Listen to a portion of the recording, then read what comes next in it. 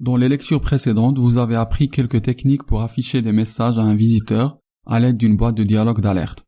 Mais nous pouvons également capturer les entrées auprès des visiteurs de notre site avec certains nombres de façons différentes. Par exemple, lorsqu'un visiteur de notre site remplit un formulaire, nous pouvons récupérer ce qu'il ou elle tape. Les navigateurs offrent également une commande simple pour capturer les entrées. Voyons comment cela fonctionne. Il est temps d'apprendre une nouvelle commande.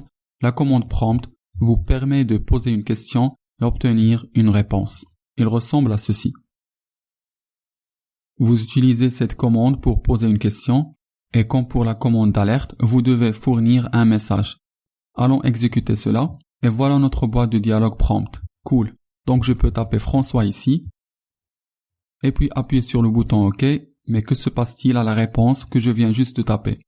Le navigateur capture la réponse de l'utilisateur puis il l'envoie au programme. En programmation informatique, nous disons que cette commande retourne une valeur et nous pouvons stocker cette valeur retournée dans une variable.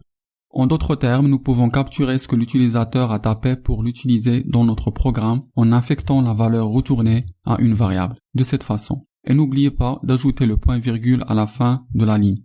Nous avons maintenant une instruction JavaScript complète et voyons ce que nous avons obtenu. Eh bien, il y a plusieurs façons pour voir ce que nous avons placé dans cette variable. Pour l'instant, je vais utiliser une alerte et je vais exécuter ce code. Cool. Alors, tout ce que je tape dans la boîte de dialogue prompt s'affiche ici. Allons décomposer ce code étape par étape. Tout d'abord, var nom crée une nouvelle variable appelée nom. Deuxièmement, prompt ouvre une boîte de dialogue que le visiteur remplit. Et troisièmement, le signe égal place la valeur retournée qui est ce que le visiteur a tapé dans la nouvelle variable. Et quatrièmement, la commande alerte affiche le contenu de cette variable dans une boîte d'alerte. Donc, dans cet exemple, vous pouvez commencer à voir pourquoi les variables sont utiles. Chaque personne qui visite cette page obtiendra une réponse différente, personnalisée pour lui.